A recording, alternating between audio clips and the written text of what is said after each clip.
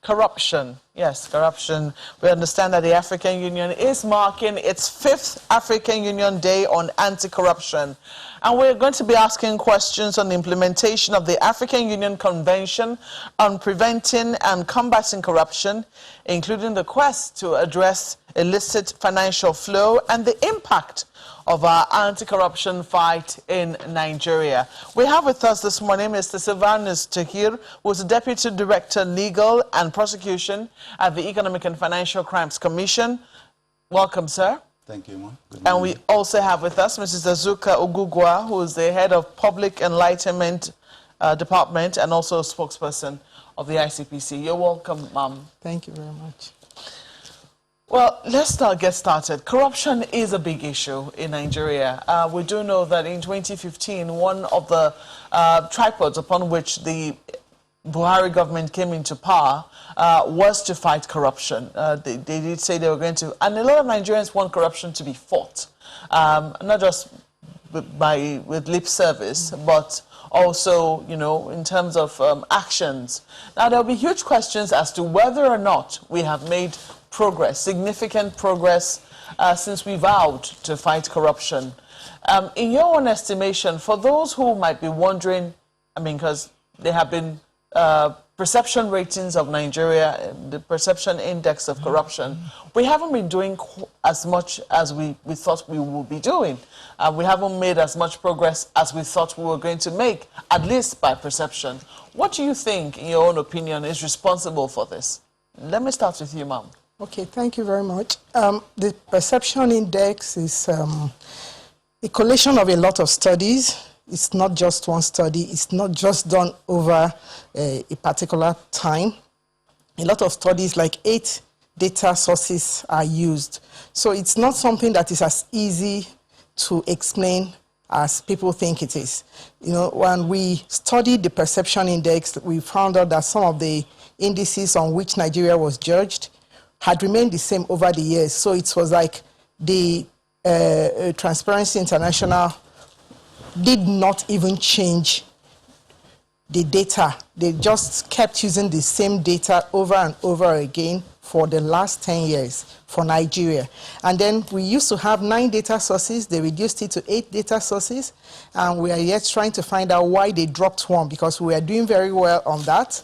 Though it's like they explained that Nigeria was seen as, placed economically somewhere, and we have already come out of that. So that was why the data source was dropped. So that's just one of the things.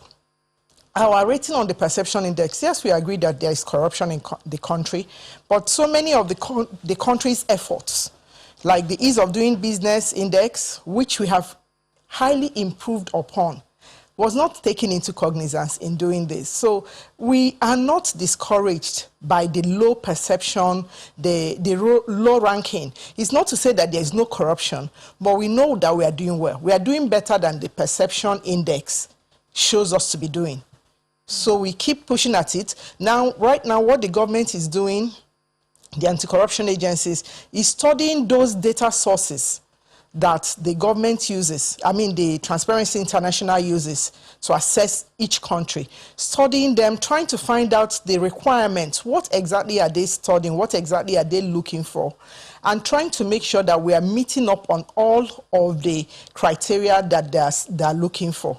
And we are really working on that right now. Is it possible for you to mention some of them so that Nigerians too can know what it is they're looking at?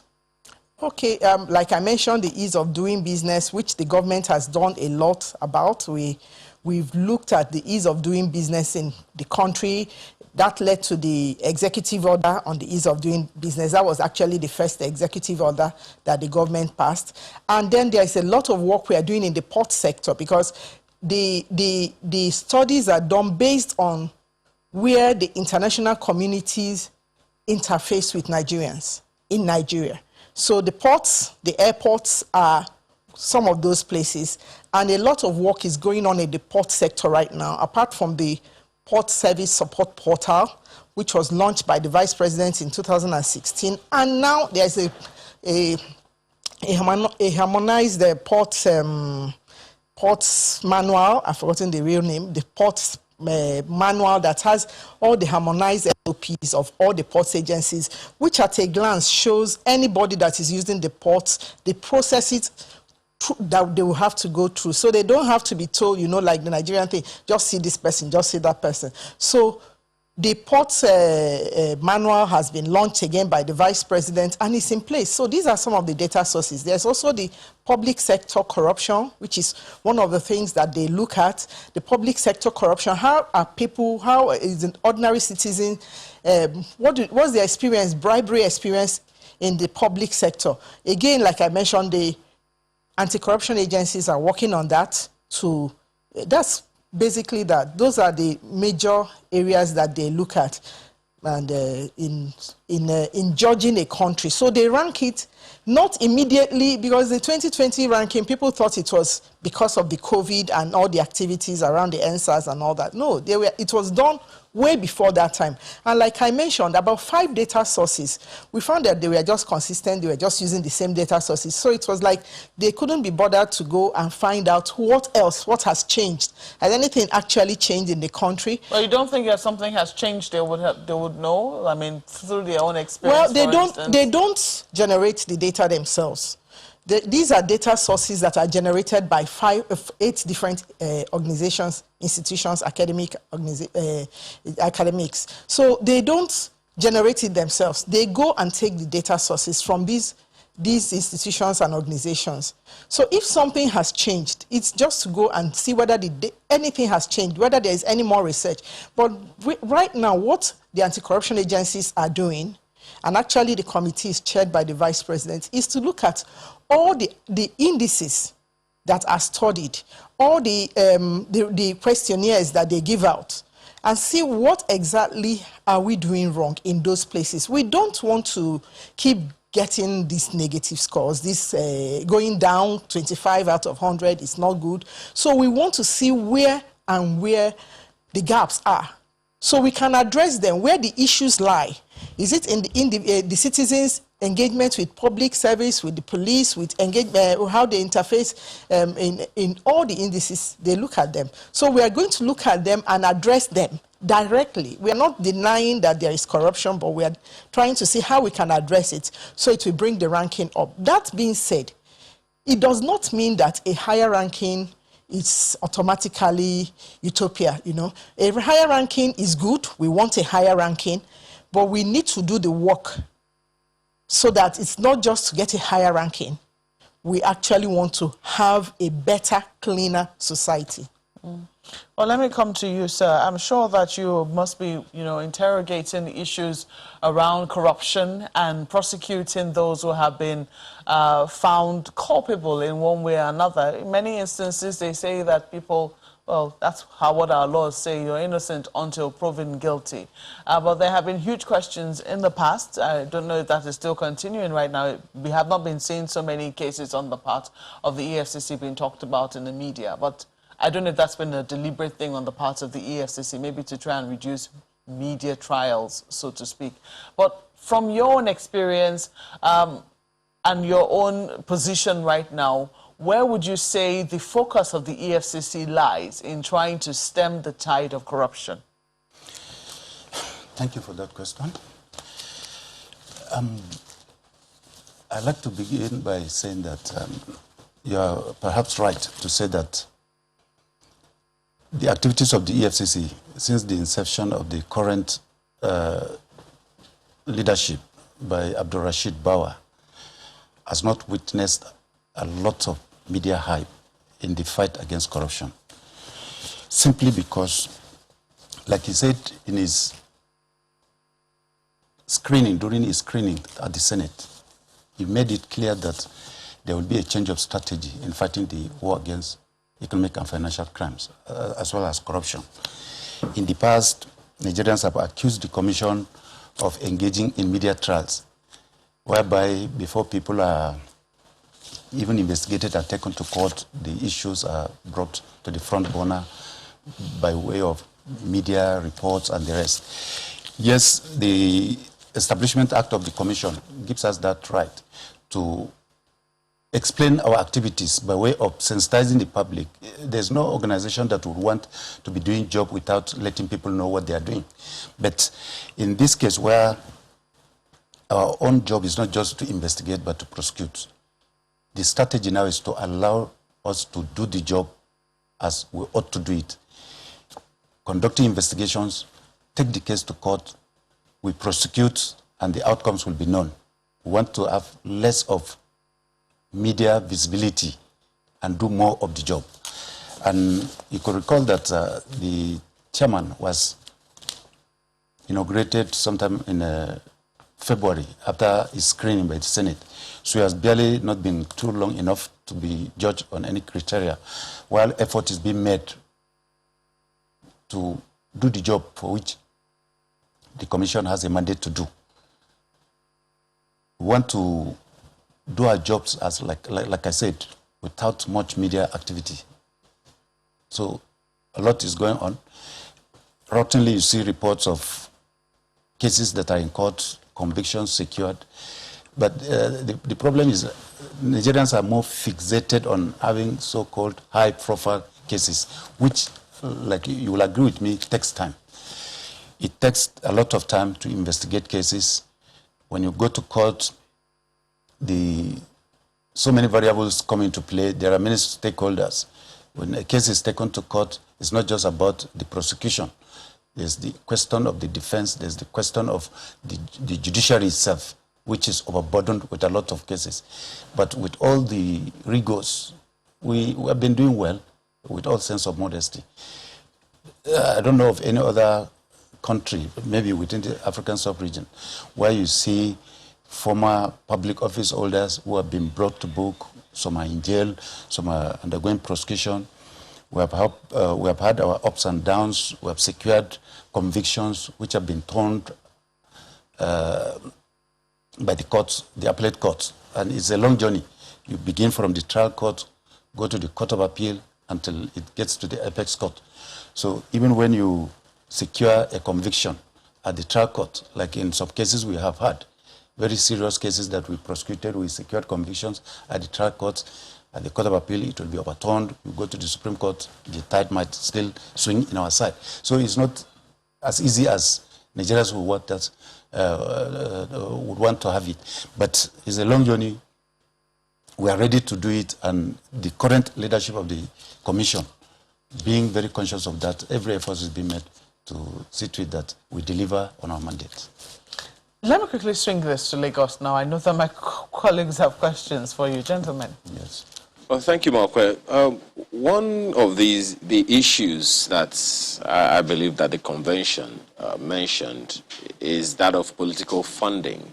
And I'm wondering how that is even underscored. In that report that you referenced, Ms. Ogugua, the Transparency International, for instance, was saying that Nigeria is one of those countries that should consider expressly banning the use of funds acquired through illegal or corrupt means in political finance or electoral legislation. So I'm just wondering, in terms of tracking, how do you even track such funds in political funding?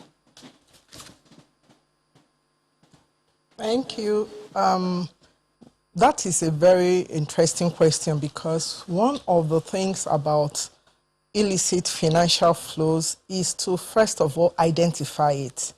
Identification of what constitutes illicit funds is a first step in funding of illicit financial flows. So that is very important. And then it's also a legal process. It's not something that you can just say these funds are illegally acquired. You have to prove that in a court of law. It is not assumed. So it's a challenge, and it's a question that we are battling with. We are still trying to sort out ourselves. The illicit flows, illicitly acquired money, corruptly acquired money, proceeds of crime and corruption, it's not easy to pinpoint. You don't just wake up and say, these funds are illicitly acquired or illegally acquired. So, yes, the AU Convention on Preventing and Combating Corruption speaks to political funding not being from proceeds of crime.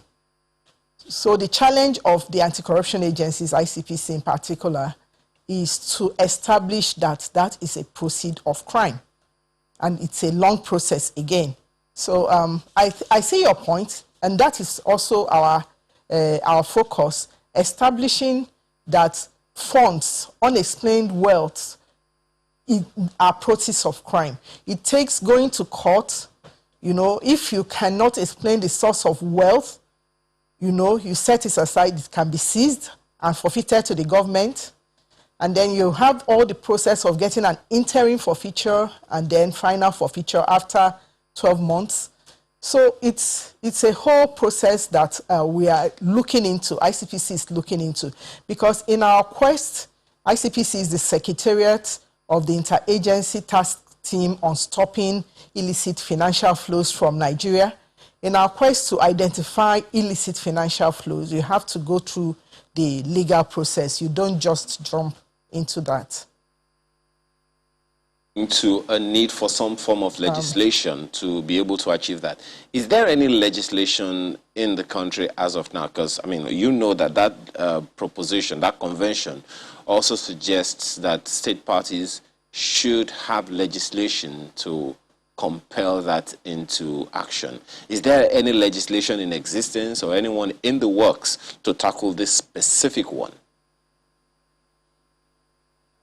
The specific one of political funding? Yes, please. I am not a lawyer, I have to admit, but I'm not aware of any except the one that is in the ICPC Act, which speaks to the forfeiture of illicitly acquired wealth.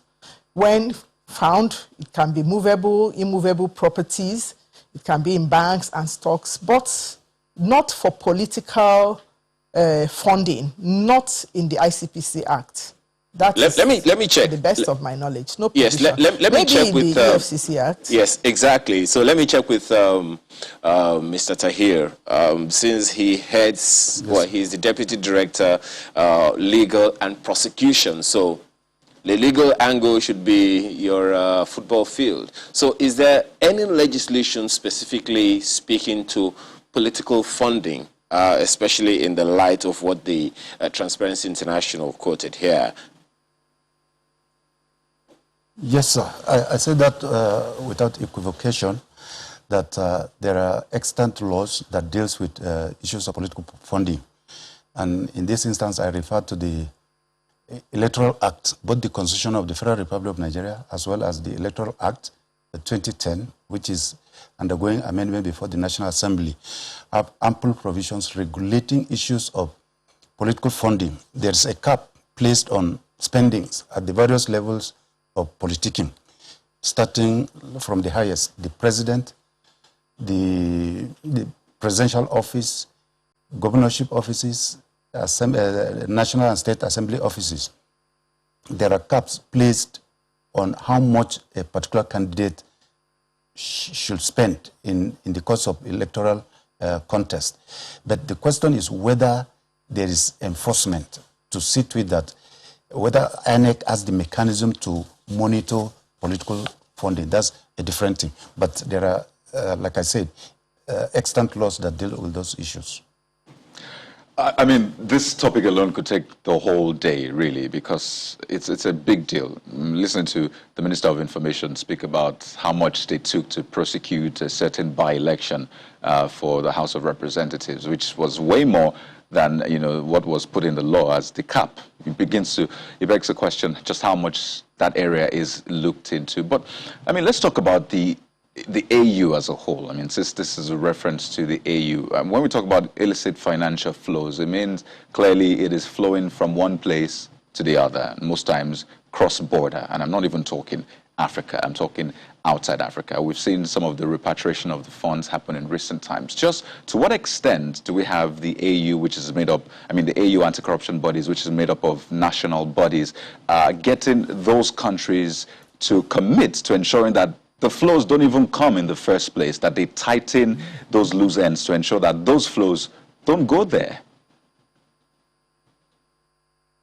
Well, like you know, the African Union is a regional body that has member states. And there is no single legislation, but there was a treaty that was signed by the member states at Maputo. So each state party is supposed to domesticate the general principles of the African Union Convention on Prevention of Crime. Then once it is domesticated by the various state parties, they adopt means of implementation in their various countries. It's not as if there's a single legislation governing the entire African continent, since each constitutes an independent state. So, like I said, in Nigeria, under the Electoral Act, there are provisions that regulate political spending. And we, as the anti-corruption agencies, our business or mandate is to enforce where infractions have been recorded. Like if INEC is proactive at its work and at its game, if they monitor political spendings and discover that candidate A has violated the law on political spending, their business is to report such to law enforcement agencies. It could be the EFCC, it could be the ICPC, it could be any other. We have code of conduct who monitor, who have documentation of assets of candidates. If we see that what you have spent vis-a-vis the assets you have declared is not commensurate to your income, then they make a case. Anti-corruption agencies investigate and prosecution follows. So we operate based on intelligence. Once intelligence, credible and actionable intelligence is gathered and given to us, we act on it. All right, let me ask both of you, starting with Ms. Ogugwo. I mean, you know, sometimes when these kind of days and, you know, commemorated Day of Anti-Corruption and things like that, it just appears as though it doesn't achieve the right results, or it ends at that particular day. But now you're going to bring in critical actors to look at some of these things. What do you really want to achieve? How is this going to impact us here and then enhance your job, both of you, starting with you, Ms. Ogugwo? Thank you very much. The Anti-Corruption Day, the African Union Anti-Corruption Day, does not just start and end with the celebration. The celebration serves the purpose of bringing to the fore the activities that have been done throughout the year and making recommendations on the way forward. Let me give you an example. In 2019, in 2017, 18, and 19, there was a call to have a common African position on asset recovery. African countries were seriously undergoing stress. A lot of funds have been moved out of the country illegally, and we were all struggling to find ways of recovering the funds. Like I said, the first step is tracing the funds, identifying where they have been taken to. And then secondly is to make sure that they are recovered, discussing with the countries where they are to bring them back. So in 2017, 2018, 2019, a lot of discussions on the African Union Anti-Corruption Day were around how African countries can go about this. Nigeria accounts for more than 20% of the funds illegally taken out of Africa. So Nigeria has had a lot of experience, and Nigeria was able to say, let's have a common African position on asset recovery so that each country is not left to struggle on their own. And this has been achieved as at February 2020. We now have the CAPA, the Common African Position on Asset Recovery, which states how countries, individual nation states, can go about recovering funds looted from their countries. Now, it might not look like much, but it is an assistance that is being given to all countries. And I think they made some commitments too.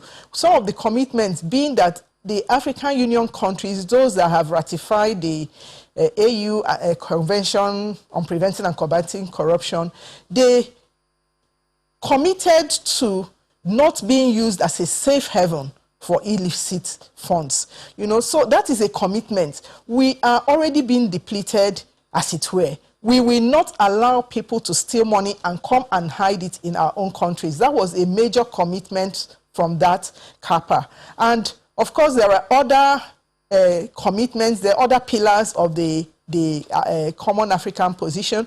So when we have a celebration like this, we are trying to bring out and showcase what we have done so far in the years, over the years, and where we are going to.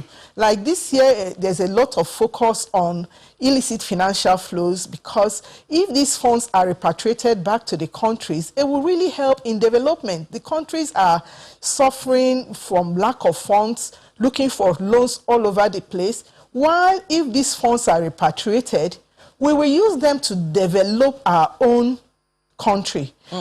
There are huge questions on that, because some people are saying their hope is that the funds will not be relooted, because in the first place they were taken from here, yes. And there are huge questions as to what loopholes were there for people to be able to take them out in the first place. Now that they have been recovered, we're hoping that, you know, we have put stoppage or blockade to prevent them from being able to seep out again. Yes, that is part of the reason the CAPA is very important, because when you want to bring back the money, the host countries give you very stringent conditions, as if they are also tasking you again. Money that was looted from you, they will give you stringent conditions for spending it and monitoring the expenditure. Example is a case in point is the Abacha loot. The World Bank gave very stringent conditions. And we've seen the controversy already trailing that particular repatriation of funds. But the fact of the matter is that it is our funds. You return it. The reason for the CAPA is that we also want to give them some conditions. If you are taking money that belongs to our country and keeping in your own country, we also want to give you some conditions. When you are returning, like say $1 billion stolen from Nigeria, you should not return $1 billion to us. It has stayed with you for 10 years. You should put it at least in an escrow account so that it will yield interest for us. When you are returning it, you should return it in the real current value. But they don't do that.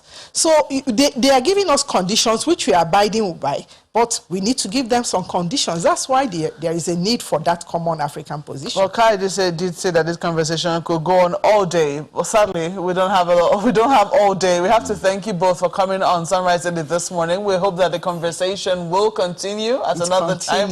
Yes, and I'm hoping that the EFCC will be present for some of these conversations. We have to thank you both for coming on Sunrise Edit this morning. Mr. Sylvanus Stick here is the Deputy Director, Legal and Prosecution at the EFCC, and also Mrs. Azuka Ogugwa is the Acting Head of Public Enlightenment Department and also spokesperson of the ICPC. Well, that's it for Sunrise.